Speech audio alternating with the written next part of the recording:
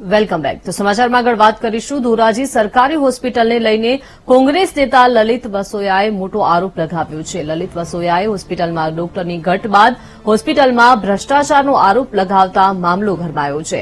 લલિત વસોયાએ આરોપ લગાવ્યો છે કે ટેન્ડરમાં રાજવી કાળના બિલ્ડિંગના લાખોના બરાટીક સાગના લાકડાનો ઉલ્લેખ નથી કરાયો. આમ કોન્ટ્રાક્ટરે લાખોનું સાગનું લાકડું બારોબાર વેચી દીધું છે.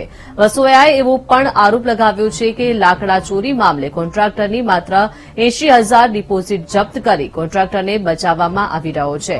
લલિત વસોયાએ 1 કરોડનું લાકડું ગુમ કરાયાના કેસમાં હોસ્પિટલના અનેક લોકો સામેલ હોવાના પણ આરોપ લગાવ્યા.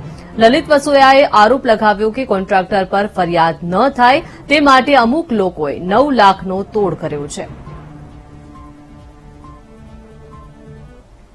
બિલ્ડિંગ હતું એ જૂના બિલ્ડિંગની જગ્યાએ સમારકામ કરી અને નવું સ્લેબ ભરેલું બિલ્ડિંગ બનાવવા માટેની ગ્રાન્ટ ફાળવી.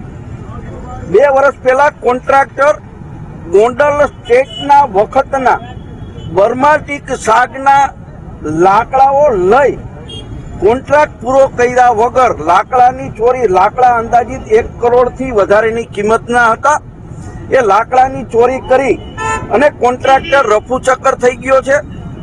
ધોરાજીના ડેપ્યુટી કલેક્ટરની અધ્યક્ષતાની અંદર ધોરાજી સિવિલ હોસ્પિટલના રોગી કલ્યાણ સમિતિમાં આ કોન્ટ્રાક્ટર સામે પોલીસ ફરિયાદ કરવા માટે 3 વખત ઠરાવો કરવામાં આવ્યા છે.